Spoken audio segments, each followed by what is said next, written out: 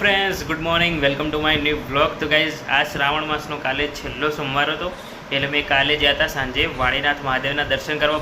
બધા લોકો ગાડી લઈને ગયા હતા સાંજે. એટલે મેં જતી વખતે તો બ્લોગ નહોતો બનાવ્યો, પણ ત્યાં મંદિરનો માહોલ એટલો જોરદાર હતો ને, એટલે પછી મેં ત્યાં જઈને પછી બ્લોગ બનાવ્યો. અને ભાઈ, શ્રાવણ માસનો કાલે છેલ્લો સોમવાર હતો ને, એટલે મંદિરમાં એટલા બધા લોકો આવ્યા હતા ને, એટલી પબ્લિક આવી હતી ને ભાઈ, જોરદાર માહોલ હતો. એ વખતે જે અમે ફીલ કર્યું ને, મસ્ત આરતી થતી હતી. અમે આરતીના ટાઈમે જ પહોંચ્યા. અમે પહોંચ્યા ને એ વખતે આરતી ચાલુ થઈ. પછી આરતીની આરતી ચાલુ થઈ. જો ઘણા ટાઈમથી મહાદેવના દર્શન કરવા વાડીનાથ જવું હતું, પણ દરેક વખતે કેન્સલ થયું, દરેક વખતે. એટલે પછી કાલે નક્કી થયું, અને કાલે એટલા સરસ મજાના દર્શન થયા મહાદેવના, મજા આવી હતી. તો દૂધ આલે, સાસે આલે, બધું આલે. શીરો હતી અને ખીચડી હતી અને બુંદી હતી. એ બુંદીમાં બધું ભેળી ખાધું, મજા આવી જાય ખાવાની. સરસ ખાવાનું તો ભાઈ, સરસ હતું ખાવાનું, સરસ. અને ભાઈ આરતી ટાઈમે જે માહોલ હતો ને જોરદાર, ઘણા બધા ઢોલ વાગતા હતા, મોટા મોટા ડમરૂ વાગતા હતા, પછી શંખ વાગતા હતા. અને આ તો હું તો એકદમ જોડે ઊભો રહ્યો હતો ને ભાઈ, જે ઢોલ વગાડતા હતા, મારે તો રૂવાટા ઊભા થઈ જતા ખરેખર. એટલે તમે અત્યારે અમે કાલ જ્યાં હતા ને, એનો અત્યારે હું તમને વ્લોગ બતાવું, તો તમે અત્યારે એ જુઓ, તો હવે તમને દેખાશે એ. તમે એન્જોય કરો અને મહાદેવના દર્શન કરો કાલના.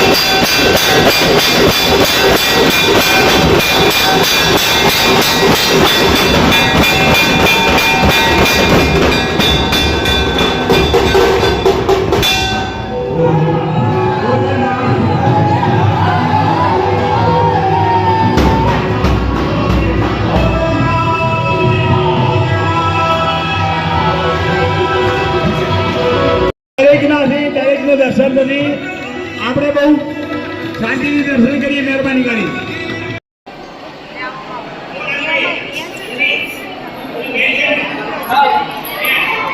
જુઓ ભાઈ, એટલી બધી પબ્લિક છે ને આજે છેલ્લો સોમવાર, એટલે જો બધા અહીંયા બેઠા, મમ્મી પપ્પા ચેતું નહીં અને દાદી અહીંયા બેઠા. હું તો છેક આગળ જતો રહ્યો તો દર્શન કરવા, આ લોકો અહીંયા જ બેસી રહ્યા. ચેતુ અને હું અહીંયા બેઠા અત્યારે તો, અને મમ્મી પપ્પા અને મોટા બેને આવ્યા અંગાત, એ લોકો આગળ દર્શન કરવા છે અત્યારે. હા, એક વચ્ચા અને દાદી આપણે અહીંયા બેઠા. તું જાતે માને લઈને દર્શન કરવા આગળ.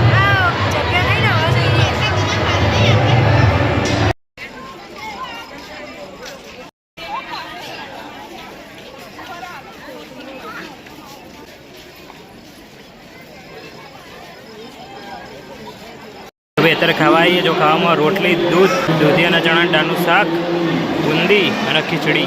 તો મિત્રો તમે જોયું મંદિરમાં કેવું એનર્જી ભર્યો માહોલ હતો, એકદમ જોરદાર. તમે વિડીયોમાં જોયું ને, પણ મેં તો લાઈવ ફીલ કર્યું હતું ભાઈ, લાઈવ ફીલ એકદમ.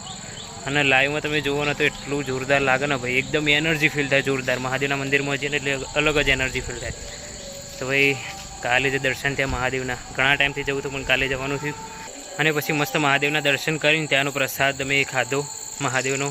અને પછી રાત્રે મોડા ઘેર આવ્યા હતા, એટલે ત્યાં મંદિરનો માહોલ અમે આખો એન્જોય કર્યો. ત્યાં કલાક સુધી અમે બેસ્યા મંદિરમાં અને મજા આવી જઈ ભાઈ.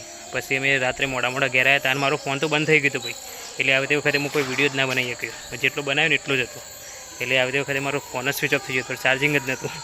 એટલે પછી ઘરે બહુ મોડા આવ્યા છીએ. રાત્રે છે 10 વાગી જતા ઘરે આવતા. જો ગજ અહીંયા વોદરા આવ્યા ફરીથી. જો એક ધાબા ઉપર અહીંથી કૂદશે હવે.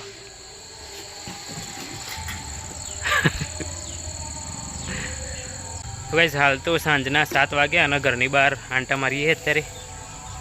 અને ચેતબેન અહીંયા જ છે. અને હમણાં ભાઈ બપોરે વરસાદ આવ્યો હતો આજે, અને હમણાં બપોરે વરસાદ આવ્યો હતો એટલે થોડી ઠંડક થઈ છે, નહીં તો યાર જોરદાર ગરમી છે અત્યારે. તો હાલ હાથ દુખી જાય મારો હાથ. આજ તો ગાઈસ ખીચડી જ બનાવીએ સાદી, બીજું કશું બનાવ્યું નહીં. હો ચા અને ખીચડી, બધા ચા અને ખીચડી ખાશી. અને ભાઈ મને તો ભૂખ જ નહીં, મેં તો બપોરે જેટલું બધું ખાધું હતું ને એટલે મને તો ભૂખ જ નહીં લાગી સહેજે. એટલે મેં તો ના જ પડતી કે મારું તો બનાવતી જ ના, મમ્મીને ના પડતી ચોખ્ખી. તારે ખાવાનું અત્યારે? તારે નહીં ખાવાનું? મારા વાત લે. તો અમે તો ભાઈ ગાયનું દૂધ લાવીએ તે ગાયનું દૂધ પીએ રાત્રે, બસ બીજું કશું ખાવાનું નહીં. તો ગાઈસ અત્યારે તો આ વ્લોગનો એન્ડ કરું. ગમે તો લાઈક કરજો, શેર કરજો અને ચેનલને નવા લોકો સબસ્ક્રાઈબ કરી દેજો. ચલો મળીએ એક નવા વ્લોગમાં. Thank you so much for watching guys. આવજો, tata, bye bye, see you. Okay.